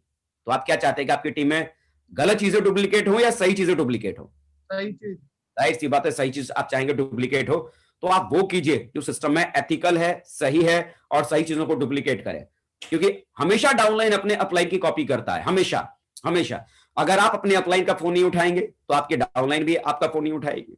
जब भी आपके अपलाइन का फोन आए, इस बिजनेस के भीतर अपलाइन के फोन को $1 मिलियन कॉल कहा जाता है। जब भी आपके अपलाइन का फोन आए, उनके फोन को जरूर उठाइए, उनसे जरूर बात कीजिए, उसमें आपका फायदा है। हो सकता है कई बार हम अब उनके फोन को नहीं उठा पाते हैं, कहीं इंगेज होते हैं, कहीं बिजी होते हैं, लेकिन कॉल बैक जरूर दीजिए। अगर आप अपने अपलाइन को कॉल बैक नहीं करते हैं तो बिलीव कीजिए, आपकी भी टीम है, कॉल बैक वहां से भी नहीं आने वाला है। आप अगर मीटिंग सेमिनार में नहीं आएंगे तो आपकी डाउनलाइन से भी कोई मीटिंग सेमिनार में नहीं आएंगे। आप यदि बहाने बनाएंगे तो आपकी डाउनलाइन में भी लोग होंगे जो अपनी टीम में नीचे बहाने बनाना शुरू करेंगे। आप बोलेंगे कि सर मुझे बहुत जरूरी काम है, सर मुझे बुखार आ गया है, मैं इसलिए मीटिंग में नहीं आ सकता, मैं इसलिए ट्रेनिंग में नहीं आ सकता। आपकी भी डाउनलाइन है, उसे भी समझ में आ जाएगा ये जबरदस्त वाला फॉर्मूला, ये फॉर्मूला काम करता है। आने वाले कल में वो भी फॉर्मूला आजमाएगी और वो भी क्या कहेगी आपसे, सर मुझे बुखार है, सर बहुत जरूरी काम है। मेरे यार पर्सनल लाइफ को थोड़ा साइड में कर आपको लाइफ में आगे बढ़ना पड़ेगा, पर्सनल लाइफ को आगे हटाकर बढ़ना पड़ेगा। शुरुआत दोस्तों, जब शुरुआत मैंने दोबारा 9.5 साल पहले की थी, बिहार जब मैं गया था तो 3.5 साल डटकर मैंने वहां काम किया। होली, दिवाली, छठ, दुर्गा पूजा, सारे 30 त्योहार मैंने हटा दिए। घर परिवार में न जाने कितनी शादियां हुई, कितने बर्थडे पार्टी हुई, मैं वहां कभी नहीं गया, क्योंकि मुझे एक बात मालूम थी कि इन शादी पार्टी में शामिल होते होते भी जिंदगी में कुछ नहीं हुआ। 3-4 साल अगर नहीं भी गए तो क्या फर्क पड़ता है, लेकिन 3-4 साल अगर आपने ये सोशल लाइफ से अगर आप दूर अगर हटे, सिर्फ आपको एक लाइफ जीनी है, सेफ शॉप वाली लाइफ।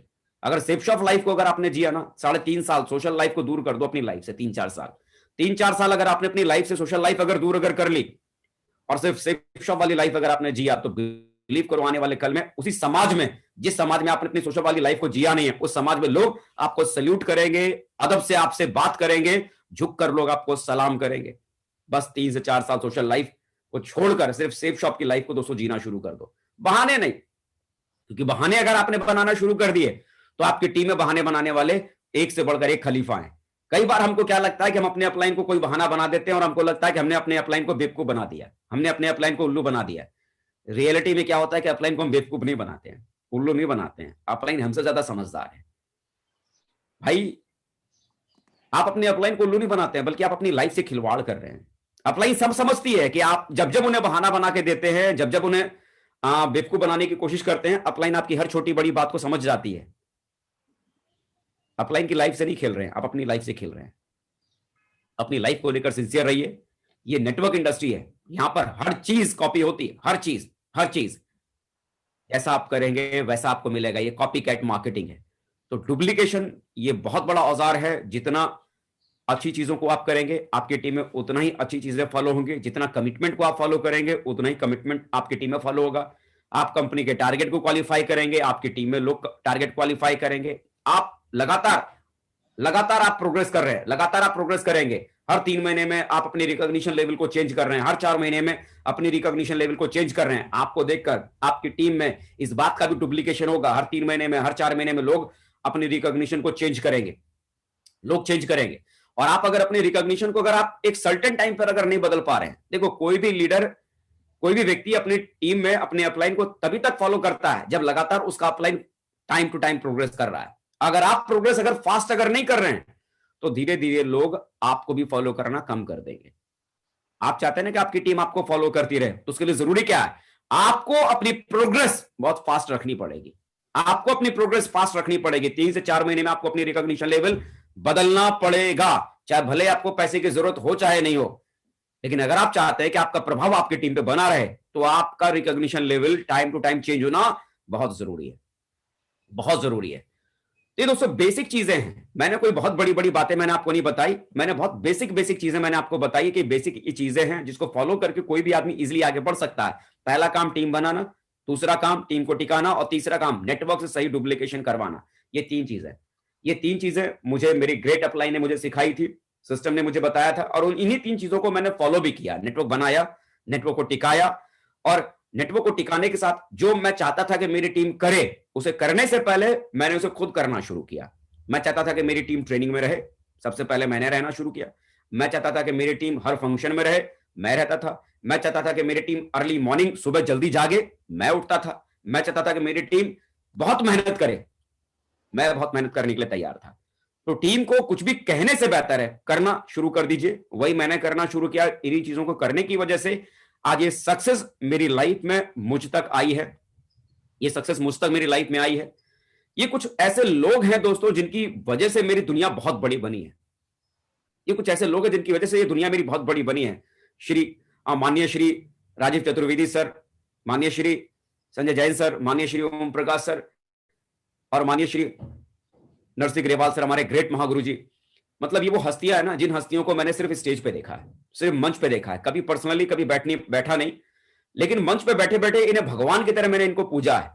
और स्टेज के माध्यम से जो भी बातें इनसे मैं सीखा और उन बातों को फॉलो कर दोस्तों मैं यहां तक आगे बढ़ा हूं। बहुत बड़ा रोल है इनकी लाइफ में, इनका मेरी लाइफ में।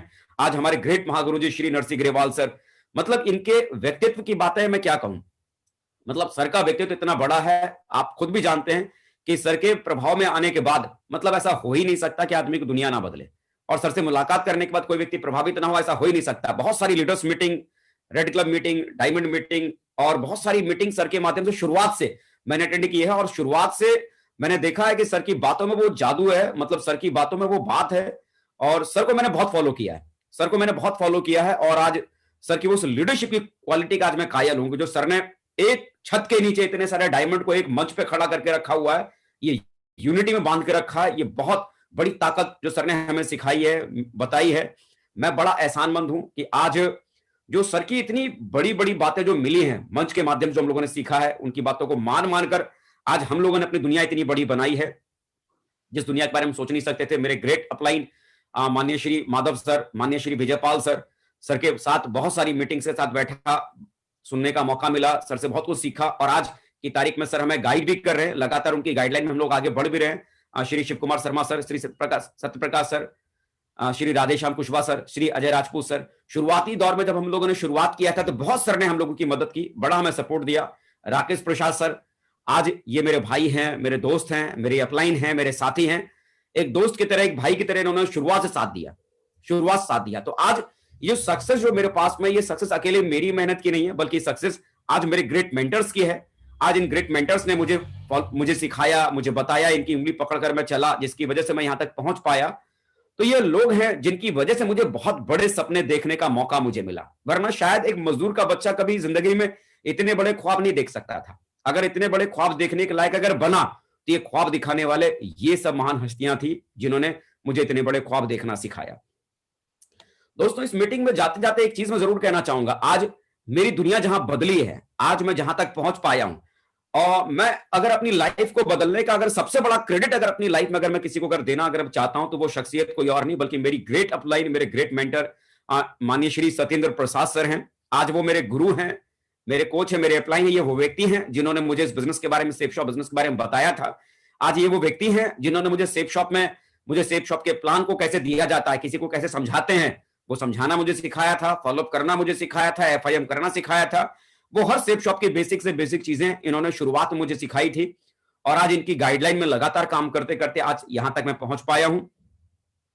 सच कहूं कि लोग कहते हैं कि भगवान के बारे में पूछते हैं, मैं जीते जागते आज इनको अपना भगवान कहता हूं। आज ये मेरे गॉडफादर हैं, मेरे आइडियल हैं, मेरे रोल मॉडल हैं, मेरे भगवान हैं। आज मुझ जैसे एक छोटे व्यक्ति की जिंदगी अगर बदली है तो उसका सबसे बड़ा क्रेडिट और सबसे बड़ा कारण आज ये है।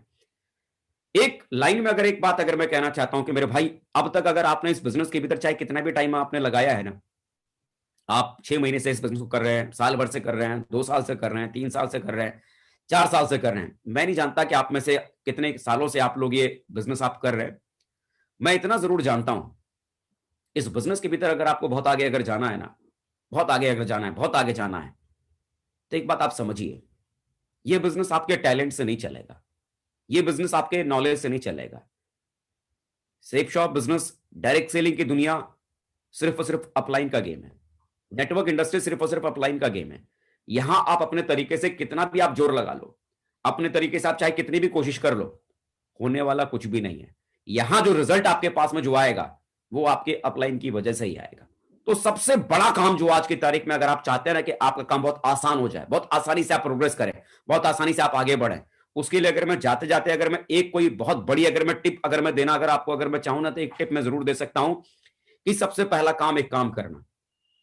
आपकी अपलाइन की सीरीज में ढेर सारे आपके अपलाइन होंगे। जिस व्यक्ति ने आपको जोड़ा होगा, आज हो सकता है वो भी एक्टिवली काम कर रहे होंगे और वो आपके ऊपर आपके खड़े होंगे, उनसे भी ऊपर कोई ना कोई अपलाइन होगा। और उनसे भी ऊपर कोई ना कोई अपलाइन होगा, और उनसे भी ऊपर कोई ना कोई अपलाइन होगा। आपकी लाइन ऑफ स्पॉन्सरशिप में, आपकी अपलाइन के सीरीज में कई सारे आपके अपलाइन होंगे। सबसे पहला काम जो एक करना, उस अपलाइन की सीरीज में से किसी एक व्यक्ति को चुनना, जिससे आपका दिल मिलता है, जिससे आपका विचार मिलता है, जिससे आपकी सोच मिलती है, जिससे मिलने के बाद आपको मुश्किल से मुश्किल काम भी आपको आसान दिखता है, जिससे मिलने के बाद, जिससे बात करने के बाद आपको जिंदगी में सफल होना आसान सा लगने लगता है। उस एक व्यक्ति को चुनना, और चुनने के बाद उस व्यक्ति को अप्लाई नहीं, उस व्यक्ति को अप्लाई नहीं, बल्कि उस व्यक्ति को अपना गुरु बनाना, उस व्यक्ति को अपना गुरु बनाना।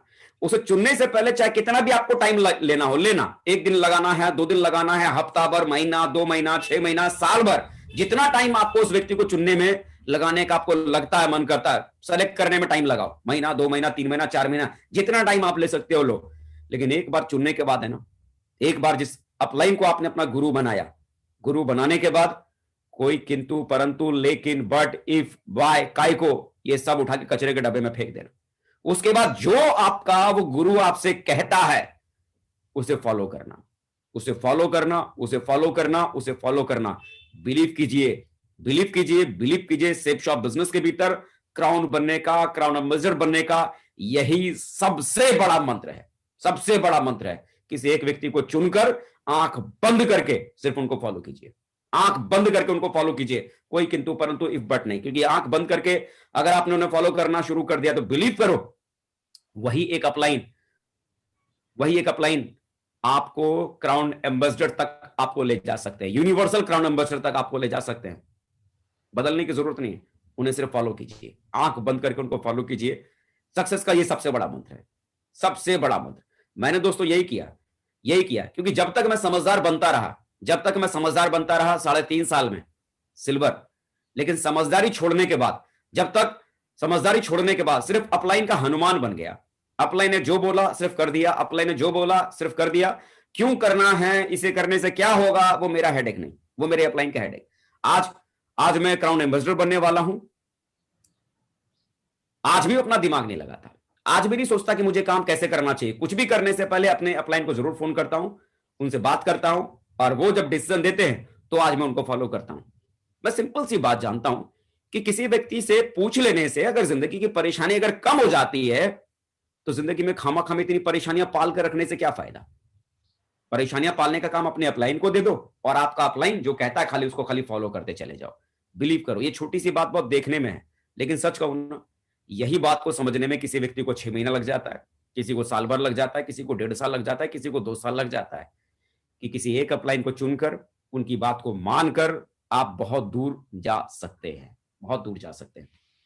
आज दोस्तों मैं बड़ा आभारी हूं, आज मैं बहुत आभारी हूं कि आज आप लोगों के बीच में मुझे आने का मौका मिला और आप लोगों से मुझे बात करने का मौका मिला। मैं बड़ा एहसानमंद हूं। आज एनसी विश्वास सर का, अरजीत सरकार जी का, संजय यादव जी का बहुत बहुत शुक्रिया जो आपने मुझे अपनी टीम से मुलाकात करने का मौका दिया।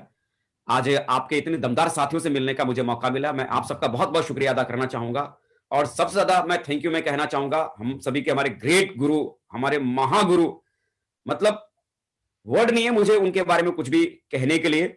मतलब मुझ जैसे व्यक्ति का तो कोई अस्तित्व ही नहीं है कि मैं कुछ कह सकूं। मतलब उनकी उंगली के नाखून के बराबर भी अगर मैं बन जाऊं तो मैं अपने आप को बड़ा भाग्यशाली मानूं।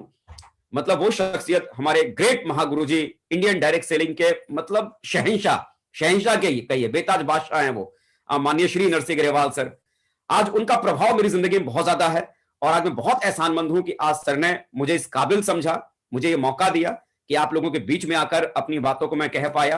और आज मैं जो भी कुछ बन पाया हूं, जो संस्कार आज हमारे भीतर हैं, आज सर के ही दिए हुए संस्कार हम लोगों के खून में दौड़ रहा है। आज उनकी वजह से हम लोगों की जिंदगियां हैं, उनकी वजह से हम जैसे हजारों और लाखों लोगों का जीवन बदला है। सर बहुत बहुत शुक्रिया जो सर आज आपने मुझे इस काबिल समझा और इस प्यारी सी टीम से मुझे मिलने का मौका दिया। बहुत बहुत शुक्रिया सर, दिल की गहराइयों से आपका धन्यवाद sir. Thank you very much sir, जिंदगी बदलने के लिए, ये समय दिलवाने के लिए सर, बहुत बहुत शुक्रिया sir. Thank you sir. Thank you sir, thank you Pandit sir. आपने आज अपना कीमती समय निकाल के जो हमारी ग्रुप का बीच में आपने समय बिताया, आपने दिल को छू दिया बिल्कुल। और आपने जो एक एक बात, जो बेसिक बात एकदम दिल की गहराइयों से उतारने का प्रयास किया। आपने अपलाइन का भूमिका क्या होता है वो भी समझाया, सिस्टम की समझाया, टीम को कैसे बनाना है, टीम को किस तरह से टिकाना है और टीम में डुप्लीकेशन किस तरह से लेके आना है, बहुत कुछ सीखा। और आपने जो आज कीमती समय दिया है, ये जो टाइम आपको बिल्कुल बेकार जाने नहीं देंगे। ये एनसी विश्वास का कमिटमेंट है सर कि रियलिटी में आप दिल को छू दिया और आपने जो इस कम उम्र में इतना बड़ा कामयाबी हासिल किया, जिसका वजह से वो भी आज राज आपने खोल के सामने रखा। मैं यार मेरा ग्रुप ये चीज डुप्लीकेट करेंगे, ये फॉलो करेंगे, आज प्रण लेते हैं। और आपने जो समय निकाल के आज हमारे बीच में आया, ये हमारी ग्रुप का रिजल्ट में, रिकॉग्निशन में ये परिवर्तन आएगा ही आएगा सर, ये गारंटी है। और जो आपने कैपिंग लेके दिखाया, ये कमिटमेंट है गुरुजी कि हमारी ये जो नेक्स्ट महीना में कम से कम भी 10 लोगों को कैपिंग आएगा गुरुजी। और आज कमिटमेंट देता हूं कि आज ट्रिपल-सी का चेक का भी क्लोजिंग है। और आज जो है ट्रिपल-सी का चेक बनाने का भी मौका है। आपने जो 12.25 लाख का भी चेक बना के दिखाया, दिल को छू गया कि इस ग्रुप में भी और किसी को हो ना हो, मेरा भी सर एक गारंटी है, अगला क्लोजिंग में आपका तरह चेक बना के दिखाएंगे, ग्रुप को भी प्रभावित करेंगे, आपको गिफ्ट देंगे। Thank you sir, thank you, आपका आभारी रहेंगे। कितना भी हम आपको कीमत नहीं चुका सकते, आपने आज छोटी छोटी बात को दिल में उतारा। थैंक यू सर, आपने समय दिया, इसके लिए बहुत बहुत धन्यवाद। मैं कोटि कोटि प्रणाम करता हूँ, धन्यवाद। आप टाइगरों, आपने जो मौका दिया हमारे बीच में, मैं चाहूंगा दिल की गहराइयों से हाथ ऊपर करके सबसे जोरदार तालियों से सर को अभिनंदन करें। जोरदार तालियां, जोरदार। बहुत बहुत शुक्रिया आप सबका, बहुत बहुत शुक्रिया, धन्यवाद, thank you sir, thank you. और दोस्तों आज से ही हम लग जाएंगे, अभी से लग जाएंगे, क्योंकि आज क्लोजिंग डे है ट्रिपल-सी का चेक बनाने का भी। और जो हमारी वीकली क्लोजिंग है, आज बहुत बड़ा काम करके दिखाना है। थैंक यू सर, सर का आशीर्वाद मिल गया, महागुरु जी का भी आशीर्वाद है, महागुरु जी का भी कोटि कोटि नमन करते हैं कि महागुरु जी नहीं होते तो आज जो अजय पंडित साहब का, गुरु जी का, जो हमारी जो आज सारे ग्रुप सुना, ये हम लोग सौभाग्यशाली है कि महागुरु जी का जैसे गुरु हमारे पास है, उसका वजह से कामयाब लीडरों का आज सुनने का मौका मिला।